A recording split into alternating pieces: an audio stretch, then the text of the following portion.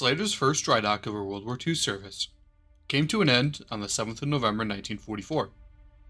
That morning, she remained resting on the chocks of Dry Dock Number 2 at the New York Navy Yard.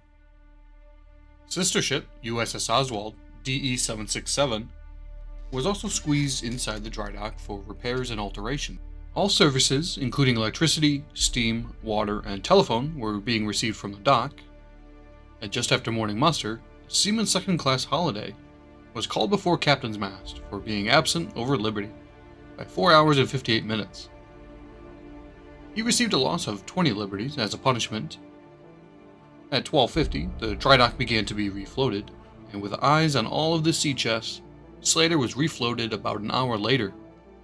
Along with Oswald, the harbor tugs moved both DEs to berth 14, Pier G.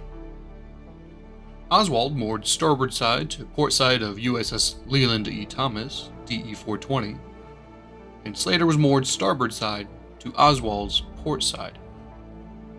This photograph of the Thomas was taken 1 day later, about 2 days prior to her setting course for the Pacific. On the 8th, Thomas got underway, allowing Oswald and Slater to moor directly to the pier. The fleet oiler, YO-16, joined the two ships at 1100 for refueling. 4 hours later, Slater had received 52,332 gallons of fuel. Ship's cook First Class Williams was added to the sick list, and Seaman Second Class Wronski was transferred to the Brooklyn Hospital for medical treatment. The next day, Radarman Third Class Clohessy was transferred off the ship with his gear for a new station, and Fireman Second Class Nilensky joined Wronski at the hospital. Dock trials on the main engines were commenced at 15:50 and were completed after about 20 minutes. Men began to return from their authorized leave on the 10th. Seaman Second Class Tuning returned from being AWOL since the 4th of November, and that evening USS Traw DE-350 came in and moored starboard side to Slater's port side. On the 11th, what looks to be half the ship's complement returned from their authorized leave, though a handful returned a few minutes late. At 10:09, Captain's Mast was held again. Seaman Second Class Dahl received 5 days of bread and water for repeatedly being late for hammocks. Fireman First Class Wood received a summary court-martial for being AWOL for a period of 7 hours. Seaman Second Class Tuning received the same decision for being AWOL for 5 days and 9 hours.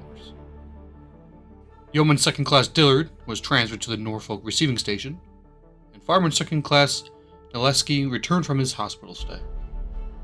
On the 2-year anniversary of Frank Slater's death, the ship named in his honor and her crew got underway. With a special sea detail set, the lines were tossed, and Slater left her berth alongside Oswald in Brooklyn, New York. She set sail for the Leonardo Pier in Earl, New Jersey to retrieve her ammunition, which was removed when the ship returned from her first North Atlantic convoy. The taking on of ammunition took just under 7 hours to complete, after which she joined fellow destroyer escorts Kirkpatrick, DE-318, Ebert, DE-768, Burroughs, DE-105, and Oswald, DE-767.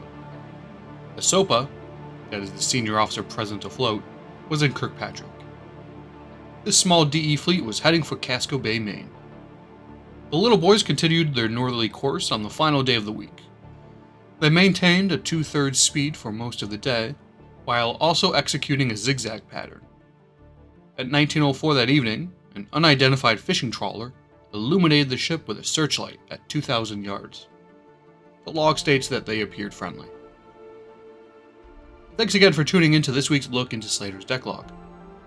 If you haven't been able to make it up to the ship for a visit, your time is running out on the 2022 season. Our 25th season ends on the 27th, so consider stopping in to say hi. If you're unable to make it this year but would like to support us over the winter, make sure you subscribe and share these videos with your friends and family. This is the easiest way to support the museum, and it's free. If you wish to make a donation to our winter fund to help keep the heat on this winter, head on over to our website, ussslater.org. I'll also be included in the video description below.